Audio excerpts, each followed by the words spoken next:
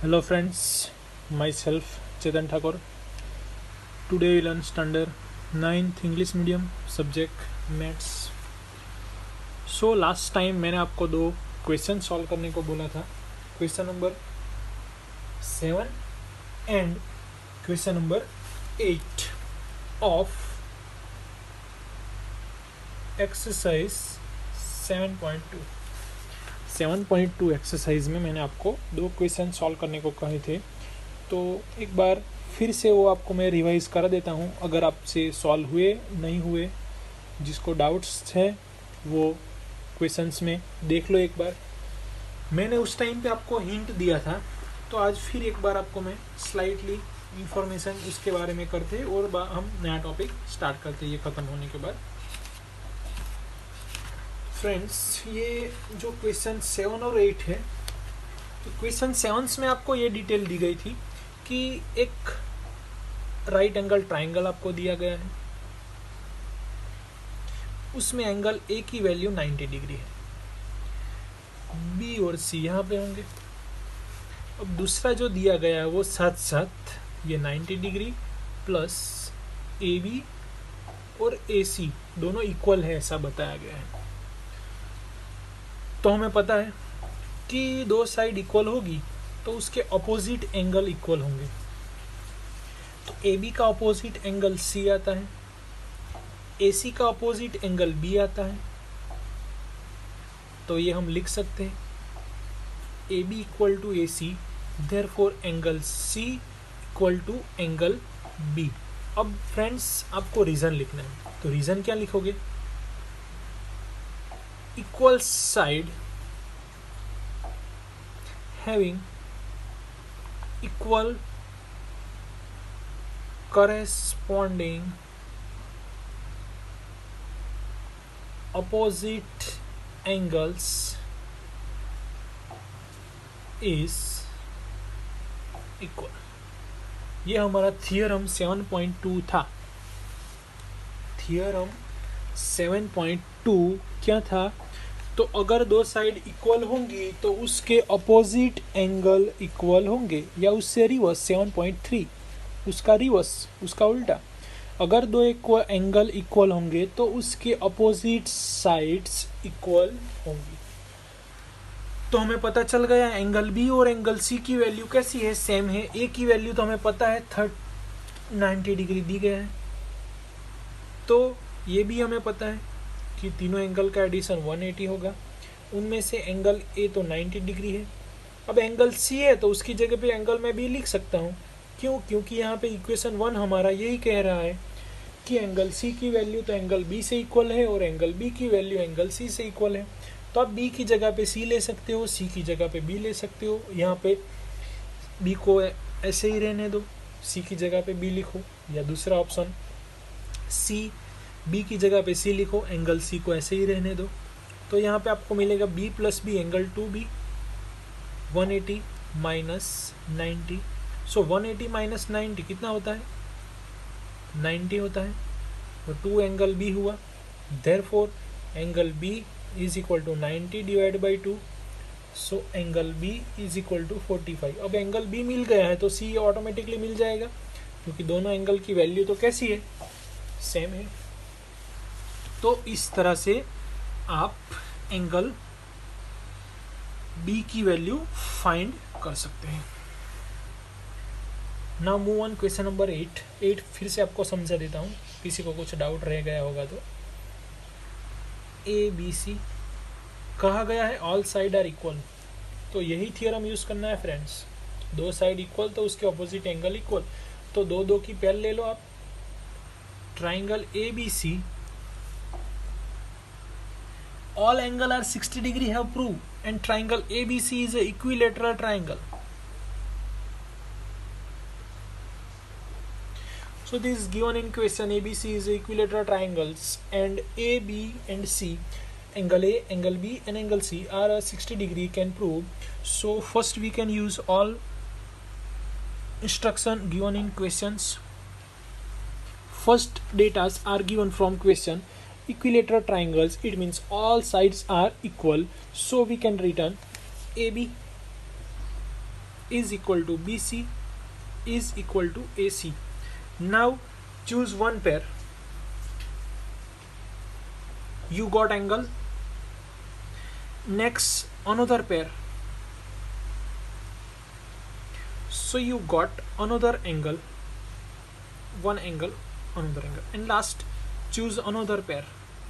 AB is equal to AC. So you got another angle pair. So let's start. AB equal to BC. AB का opposite angle C, BC का opposite angle A. तो ये pair से angle C और angle A equal मिले, first equation. BC का opposite angle angle A, तो angle A मिला।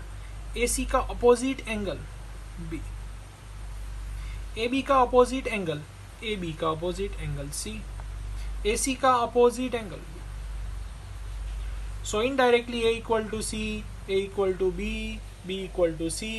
So first equation, second equation, third equation, angle A, angle B and angle C. All angle are equals, and we know that addition of three angle is equal to 180. So write down below A plus B plus C is equal to 180. 90 की जगह पे यहाँ पे angle A B C ऐसा आएगा friends. सभी angle मुझे ए में कन्वर्ट करने हैं, तो मुझे बी और सी की जगह पे क्या लिखना होगा, ए। तो angle A plus angle A plus angle A ऐसा लिख सकते हो। Another option, all angle converted into B, because all angle are equal, so you can converted any one angle. So angle B plus angle C. Third option, angle C plus angle C. So you can convert all angle in one form, suppose angle A और angle B और angle C. So हम यहाँ पे angle A में convert करते हैं, तो इन तीनों की जगह पे क्या आएगा, angle A plus angle A. तो कितना एंगल हुआ, 3 angle A is equal to 180। So angle A is equal to 180 divide by 3। So answer is 60। अब एंगल ए की वैल्यू आपको 60 मिली है, तो यहाँ पे एंगल बी की वैल्यू 60 होगी, एंगल सी की वैल्यू इज ऑल्सो 60। सो इस तरह से ये प्रूव होगा कि तीनों एंगल की वैल्यू सेम मिल रही है। Complete. So now move on next question. Some more criteria for congruence of triangles. Some more criteria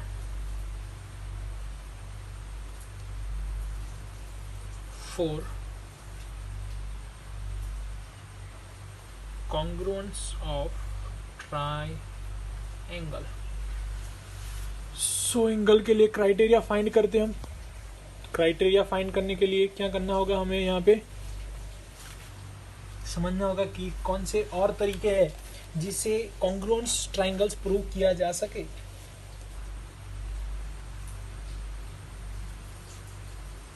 clear. तो हम कंस्ट्रक्ट करते हैं टू ट्राइंगल्स। टू ट्राइंगल को हमने कंस्ट्रक्ट किया। एक का नेम दिया हमने ABC, दूसरे को हमने दिया PQR। अब फ्रेंड्स ABC और PQR में सपोज ये ले लेते हैं 3.5 सेंटीमीटर, ये 4 सेंटीमीटर ले लिया हमने, ये 4.5 सेंटीमीटर ले लिया, उसकी वैल्यू हमने ले ली 4.5 सेंटीमीटर, ये 3.5 सेंटीमीटर लिया, और ये जो फ्रेंड्स लिया हमने वो लिया 4 सेंटीमीटर।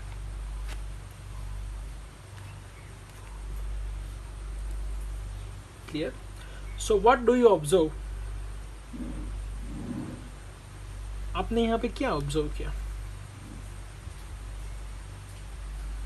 तो आप देखोगे यहाँ पे तो तीनों साइड, क्योंकि ट्राइंगल 3 साइड से बनता है। क्लियर। तो यहाँ पे AB side, BC side and AC side. उसी तरीके से यहाँ पे 3 साइड कौन होगी, PQ, QR and PR। 3 sides are equals. अब AB किससे सिमिलर हो रही है, यहाँ पे AB की जो वैल्यू है वो PR से सेम हो रही है। यहाँ पे देखो 3.5 है तो यहाँ पे भी 3.5 है। BC 4 सेंटीमीटर है तो यहाँ पे 4 है। 4.5 है तो ये 4.5 है। तो फ्रेंड्स ये तीनों साइड कैसी हुई, इक्वल लेंथ की हुई, यानी कि ये जो दो ट्राइंगल्स है वो कैसे ट्राइंगल्स कहलाएंगे, कॉन्ग्रुएंस ट्राइंगल कहलाएंगे। तो उसको बोलते हैं हम कॉन्ग्रुएंट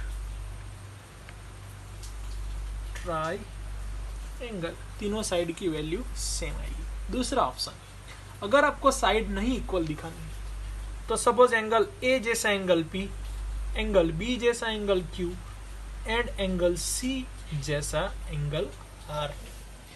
तो ABC और ट्राइंगल PQR में एंगल A की वैल्यू एंगल P से मैच हो रही है, एंगल B की वैल्यू एंगल Q से सिमिलर हो रही है, एंगल C की वैल्यू एंगल R से सेम हो रही है। तो यहाँ पे हमने फ्रेंड्स दो चीज़ें सीखी कि एंगल कॉन्ग्रुएंस होंगे फिर तो भी हम ट्राइंगल्स को कॉन्ग्रुएंस बोल सकते हैं।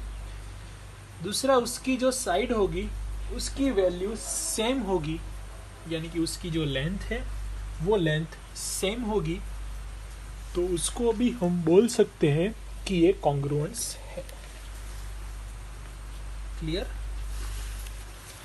तो next friends, theorem number 7.4।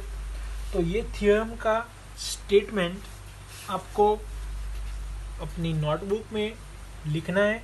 Text book में पेज नंबर 125 पे दिया गया है। अभी ओपन करो, मैं आपको अंडरस्टैंड समझाता हूँ, आप समझ लो, उसके बाद write down in your notebooks by using text book page number 125। Only statement लिखना है, यानी कि ब्लैक कलर से आपको दिया गया है। अभी आप देखोगे 7.4 में तो ब्लैक कलर से SSS कॉन्ग्रुएंस ऐसा लिखा गया है। तो आपके लिए नया है, समझते हैं हम कॉन्ग्रुएंस। SS कॉन्ग्रुएंस क्या है वो? SSS congruence rule. Congruence rule यानी कि CONGRUENCE कॉन्ग्रुएंस रूल। यही क्या कहलाता है? कॉन्ग्रुएंट ट्राइंगल बोल सकते हैं, यानी कि दोनों सिमिलर वर्ड है, कॉन्ग्रुएंट ट्राइंगल या फिर कॉन्ग्रुएंस। साइड प्रपोजन सेम क्या है वो समझते हैं। तो पहले तो आपको स्टेटमेंट लिखना है, अब स्टेटमेंट समझते हैं। SSS का मीनिंग कि ये चैप्टर में थ्योरम जब भी आएंगे तब S लिखा होगा, तो किससे लिए लिखा होगा? साइड के लिए लिखा होगा। अगर A देखने को मिले आपको तो वो एंगल के बारे में बात कर रहे हैं। तो ये चीज़ें आपको समझनी है, दो चीज़ें याद रखो। S किसके लिए यूज़ होता है? साइड के लिए। A किसके लिए यूज़ होता है? एंगल के लिए। तो यहाँ पे कहा गया है SSS रूल, यानी कि कोई ट्राइंगल होगा जैसे कि ABC और यहाँ पे दिया गया है PQR, ऑलरेडी एग्जांपल दिया ही गया है। तो दोनों ट्राइंगल्स में क्या इक्वल दिखाई दे रहा है हमें? साइड इक्वल दिखाई दे रही है, सेम वैल्यू की हो रही है। तो if the three side of one triangles are equal to three sides of another triangles, then it gets say that two triangles are congruent triangle। तो मैंने जो यहाँ पे समझाया वो आपका थ्योरम 7.4 है। तो पहले आपको स्टेटमेंट लिखना है, इसके बाद ये फिगर ड्रॉ करनी है और नीचे लिखना है कॉन्ग्रुएंट ट्राइंगल। कौन से कॉन्ग्रुएंट ट्राइंगल? तो ABC triangles is congruent to triangle PQR। Clear? तो इतना आपको write down your notebooks. Thank you friends.